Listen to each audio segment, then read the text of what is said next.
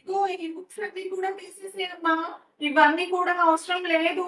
నేనింక కొత్త బుక్స్ కొనుక్కుంటాను. ఇవన్నీ కూడా తీసేసేయి. ఈ బుక్స్ అన్ని తీసి డస్ట్‌బిన్‌లో వేయాలా? ఇవి పనికిరావా?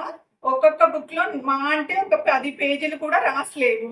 ఈ బుక్స్‌నన్ని మళ్ళీ యూజ్ చేయననేసి అంటున్నావు. ఎందుకు నీకంత నామూసి? ఈ బుక్స్ నువ్వు మళ్ళీ ఎందుకు యూజ్ చెయ్యవు? ఏమైతే రాసావో అయి చింపేసి డస్ట్‌బిన్‌లో వేయొచ్చు కదా! మిగతా పేపర్స్ అన్నీ బండిల్లాగా చేసి రఫ్‌గా యూజ్ చేయొచ్చు కదా! నీకెందుకంత ఇన్సల్టు?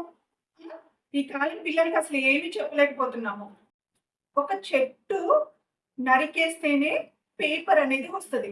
అలాంటిది ఒక బుక్ తయారు చేయాలి అనంటే కొన్ని వందల చెట్లని మనం నరికేయాలి.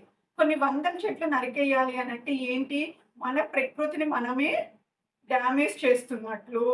సో, అందుకనే మనం ఎలా అయితే సేవ్ వాటర్, సేవ్ ఎలక్ట్రిసిటీ అని నేర్చుకున్నామో, అలానే సేవ్ పేపర్ అని కూడా నేర్చుకున్నాము. ఓకేనా? సో, ఏవైతే యూజ్ చేయలేదో అవన్నీ కూడా మళ్ళీ ఒక రఫ్ బుక్‌గా మనం చేసుకోవచ్చు. ఆ! మమ్మీ సరే. ఆ బుక్స్ అన్నీ కూడా యూజ్ చేయని పేపర్స్ అన్నీ ఒక బండిల్‌లాగా చేసి రఫ్ బుక్‌గా యూజ్ చేసుకుంటా. ఓకేనా మమ్మీ?